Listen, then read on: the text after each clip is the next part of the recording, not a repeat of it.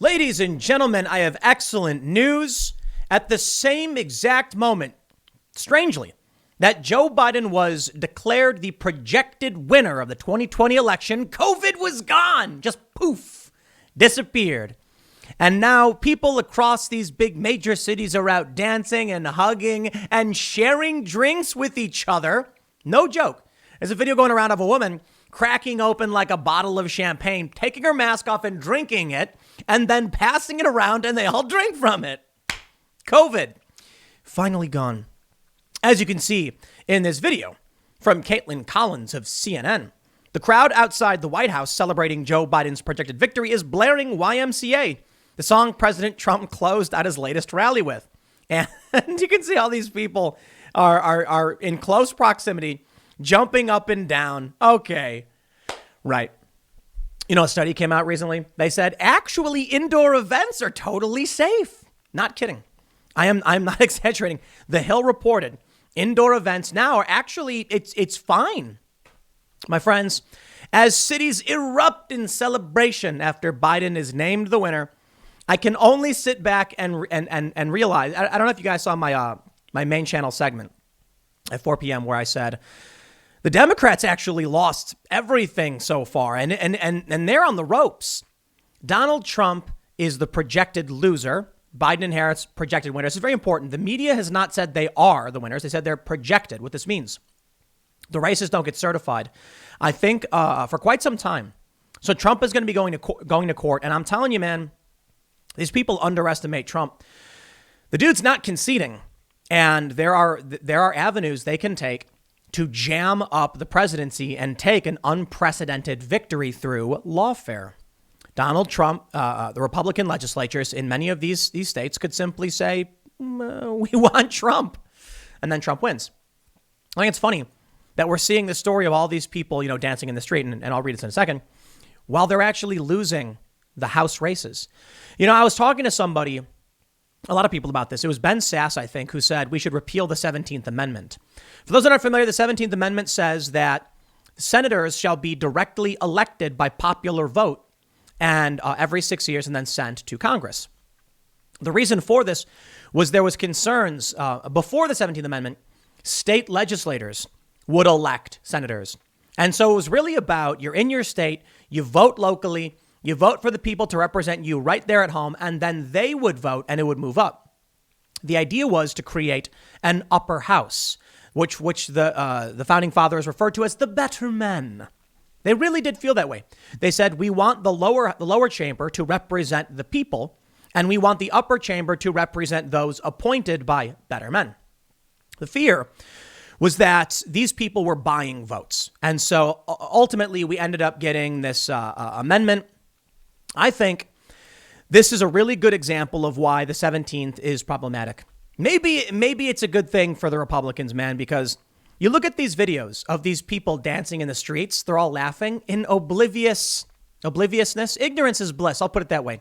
Celebrating the orange man being defeated. He may actually, I worry about what might happen if Trump pulls a legal victory just because the left will lose their minds. We'll see. But they're out there dancing in the streets. And it's like, I'm sitting here just laughing like, y'all, I don't even think Trump supporters realize this. Listen to what the state level Republicans are saying. They've just won, and they won New Hampshire, Alaska, Montana. I think it's now 29 states that are Republican, which means they're going to redistrict these states, turning them into gerrymandering to make it very easy for Republicans to win. And then we're going to end up with, for 10 years, a majority moderate or Republican controlled House of Representatives. And they're out there dancing and celebrating. It's crazy to me, man. I'm like, what is, they're celebrating the return of the establishment in Joe Biden. And I will say this, listen, if Joe Biden gets elected, I actually think Republicans are underestimating just how much they've won here. I really mean it. I know there's a lot of Trump supporters who are like, Trump can't lose. And it's like, stop putting all your eggs in the Trump basket. Listen to this. First of all, the first term for Donald Trump, the most important, 3 Supreme Court justices talk about pulling the rug out from under Democrats. Then you got over 200 federal judges. And I know I've said it a million times, but it's important. It bears repeating. Now you've got the Republicans gaining in the House and taking state level districts, all because the left was concerned about the orange man. Now you're going to have a Joe Biden potential. I would say it's a very, very, very likely scenario that Joe Biden and Kamala Harris become president and vice president. But I'm not discounting Trump's legal path to victory. And I will stress that they haven't certified the results in any of these states yet, so things could absolutely change. This is just the media saying it. Most of us don't trust them. Case in point, why aren't they complaining about COVID? Yes, they're not. There are some people saying, guys, please, this looks terrible. Yeah, well, too bad.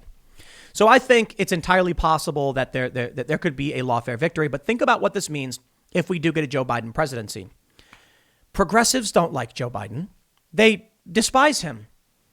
So what's going to happen next? I just had a conversation with a progressive, an acquaintance. I say we're friends. I don't really hang out or anything, but someone I know. And we often argue. No, Trump. I'm like, look, Trump, the Middle East, foreign policy. Yeah, well, but Trump is bad and these and that. I'm like, no, you're wrong. We disagree. Now I'm having a conversation and I'm like, will you now agree with me that Joe Biden is bad? Yes. And I'm like, all right. So now what do? This guy is presumably going to take office. He's going to have a ton of power. We got to hold him to the flames. We got to make sure that we don't get all of these problems. You know what this means? Joe Biden is in possibly one of the worst positions he could imagine himself in. If the Republicans maintain control of the Senate, which is why Georgia is going to be the most important place, this dude is not only going to be a lame duck president, paralyzed by Republicans, like holding him back. He's going to have every progressive and every right populist basically saying, shut your mouth, Joe Biden. He's going to be one of the most ineffective presidents and powerless presidents we've ever seen. Yikes. Bad position to be in. Maybe that's why they wanted to run Joe Biden, thinking if we get someone to win, it's got to be someone that we don't really want to care about all that much. I think it's funny. Now, these people dancing in the street, I tell you, I think it's very likely that many of them don't like Joe Biden. Most of them probably just don't know anything. And I'm not trying to be mean, but they're probably low information voters. Hence, they're dancing in the street as everything is, I'll put it this way. A great battle was fought and the generals were charging out into the field on horseback and all the people were running. Yeah. And then the left aimed at the general on the right and may have taken him down. They're running like before the dude's even totally out of the battlefield. They're all just dancing and singing as Republicans sweep across the field and take the ground. That's what's happening. Low information voters. Now, there's probably a lot of progressives. They don't like Joe Biden. And now it's something interesting is going to happen. I think what we're going to end up seeing is that there's going to be a big overlap between many independent leftist commentators and right-wing commentators. You heard me right. Because the left now is going to be like, Joe Biden is bad and here's why he's bad. No matter what he does, he is going to get it from left and right. Sorry. I think this could ultimately be a bad thing in some capacities because it shows the polarization. But perhaps Joe Biden will be the great unifier, unifying all of the populists against him. I know it's kind of weird because like many of these populists, or I shouldn't even call them populists, but these leftists voted for an establishment elite who's going to, re-empower the banksters and all of those powerful international interests and probably re-up our positions in the Middle East, which is annoying. But listen, if it ends up that Joe Biden is certified the winner, right now he's the projected winner by the media. I understand there's a distinction here. Well, then it's gonna put him in a really, really awful position. In the end, I think Republicans need to make sure they don't lose sight of what they really won here, because these people dancing in the street certainly have. Let me show you a few more things just to look at this. They're stomping on Cheetos in Crown Heights. Okay. They don't realize how much they've lost. I wonder, I'd love to go down there and be like, do you guys realize the Republicans just took the House the Democrats didn't win a single House legislative chamber? No. You realize that the Republicans are winning in the House right now. They are? Dude, you guys, you're losing. I can recognize if Trump gets defeated, it's because a lot of people don't like him. I do think there's anomalous things should be investigated. We'll see what Trump gets in the courts. I want to make sure I'm very clear here. Projected winner is not certified winner.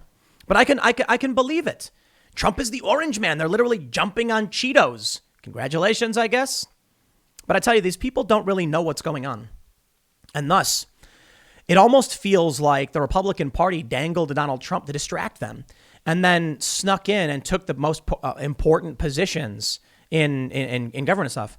Now, I do want to tell you, look, after election night, we knew that it was looking good for Joe Biden and it was looking bad for Trump.